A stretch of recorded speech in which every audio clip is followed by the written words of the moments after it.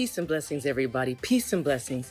It is Sasha Campbell-Garbutt coming to you, your health and personal freedom coach, aka the gangster of transformation, aka the closet MC.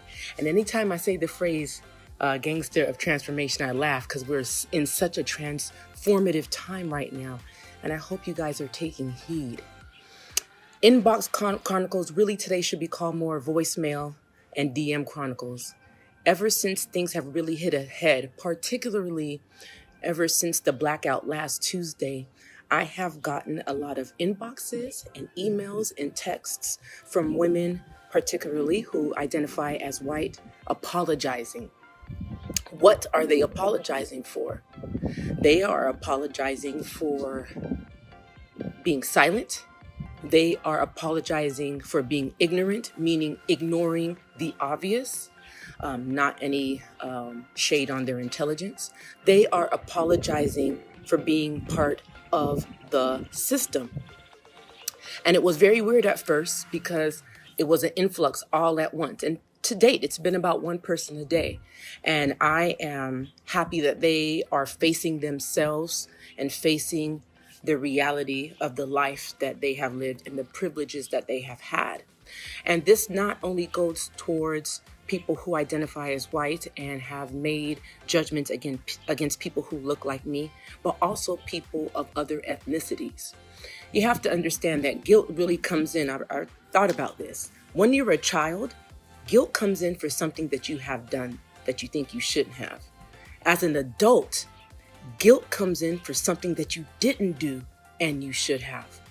So although a lot of white people watching this and even saying to themselves is, I never did anything to hurt a black person. I never did anything to hurt a Hispanic person. I never did anything to hurt an Asian person. It's the silence that you took in when you saw injustice, when you saw judgment, when you saw racial jokes that's really kicking your ass right now. And I get it. When we know that we had an opportunity to speak up on something and we didn't because of fear of being ridiculed, you do feel a certain way about it. I have too. It might not have been from a racial thing, but I certainly know when I should have spoke up and I haven't. But the challenge I think now that white people are facing is that they've been doing it time and time and time again. And it's taken a George Floyd incident to spark that subconscious nudging that was in them all along. Because we all know when silence is support. We all know that we are not helping something if we're not saying something, right? So first of all, I salute the women who identify as white for recognizing their part indirectly in the systematic problem that's called racism. How is this able to continue? You have two sets of people. You have white people that are saying that all lives matter and he didn't do, he deserved it. He shouldn't have done anything wrong. And then you have the white people that are very angry and saying, I can't believe I let this happen. And the ones that are defending the fact that we have a young brother and tons of brothers dead is because they are afraid of messing up the life that they have. You see, privilege comes with privileges. And a lot of people who are living their best life off the privilege, off the illusion that someone is less than you don't want to mess that up. And I get it. But this is what I want to say to you. And this goes to anybody who identifies as white and is living under a privilege and wanting to remain silent. That time is done. Because what COVID thought they can do in silencing people and what the process thought they can do in silencing people is uprising in people. But what has to be known is this is going to take a while. This is going to be a process. So I thank you for the calls and I thank you for the inboxing white women. And I thank you for the people that are looking at themselves and saying, wow, Sasha, I'm surprised that you're saying this. I've never done anything to you. It's not me. I'm a representative of everybody in my collective, every brown person in my collective. And to be honest, can we have honest talk here? A lot of people haven't said much to me because I'm the smart black girl. And I'm the pretty black girl, and I'm the well-spoken black girl. But there is a caveat in there that we can't shake, is that I'm black. And that's something that I wear with pride. Before I was a mother and a wife and a health coach, I am black. What does that mean to me? I'm going to tell you why, despite the fact that growing up, we've always had to explain ourselves a little more, why it means a lot to me. Because I understand that Black is just a title that was given to us that's by somebody who isn't Black, because Black has a negative connotation. But I know the true history. We have such a rich history way beyond the United States. And it's important for the leaders, not only the leaders in our community, to talk about that, but it's for the white people who are supporting that system to do some research. Because this is a problem that you might not have directly put a hand in, but if you're living off of the benefits of other people being torn down because they're brown, you have a responsibility with it. You could deal with it now, or you could deal with it in the afterlife. But at the end of the day, you gon' have to deal with it. Do some research. Me being a woman identifying as Black knows our rich history. Hundreds and thousands of years, we started so many civilizations. If I had just thought that my history began in 1619 when I got to the United States, I would have been impressed, but maybe not blown away. And when you do research on us, we are an amazing people. And we are such a loving people. But I must address us as the Black collective. How do we make sure, and I said this in some of my other videos, how do we make sure that we do not get back to this place, that we have people feeling guilty for living off of us not knowing how important we were? Is to know thyself, study thyself, and to be self-accountable.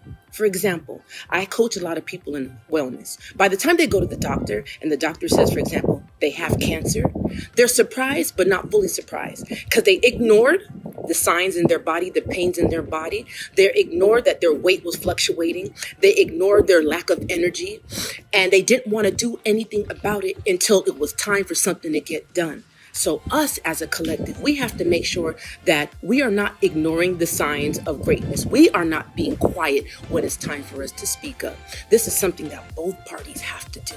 Because if you are not part of the collective solution, you are part of the collective problem. As Africans, people, Africans in America, Africans of the diaspora, Native Africans to the United States, we have to never forget how great we are. And the more we ask for handouts and beg for position, is the less we take the time to remember how great we are. So for all the white people listening to this, it is time for you to really make amends and don't apologize because the spotlight is on you, because we'll be watching.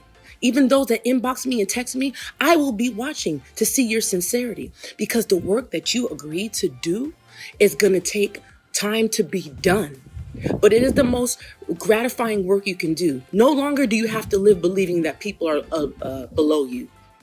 You can have just as much success on top as we can. But that success is not valid when you think you only have the success because Black people are less than. Baby, I'm here to tell you, we ain't less than nothing that we've ever believed ourselves to be. And now we're having this collective understanding that we of the star and the moon and the quasars and the same DNA that's in a star is in us. Once we teach that, once we understand that, how could we keep putting ourselves in unfavorable positions? That's my goal, to show people. You're having a human experience, but you are so much more. You are so much more than a color in a crayon box, and you are so much more than a statistic. You are so much more than the history that's been given to us right here. And once you take that in, you will be unstoppable. And that goes for all people. But I'm speaking particularly to the African Federation right now. So what I'm needing from the white people is to do your due diligence. Search your soul. Search any time that you have seen something that wasn't right and you stayed quiet because you didn't want to be judged. I understand that. Humans want to be loved and accepted. So you being quiet and not standing up in injustice all this time, because George Floyd was just the straw that tipped the camel's back. We've been dealing with this shit for a long time. So make sure that you are standing up in some way, shape, or form for injustice. Make sure that you're not having a side conversation when a Black woman walks by with a big butt, knowing you want to go and get that butt shot too. Make sure that you're not having a side conversation when you see your kids making fun of someone because of a different skin tone, or because their mom and dad said they're an immigrant and don't deserve as much as we do. That's your opportunity to stand up. Everybody's place is not on the front line picketing and protesting, but your main position is always to self-check yourself at all times. Truth never goes unnoticed.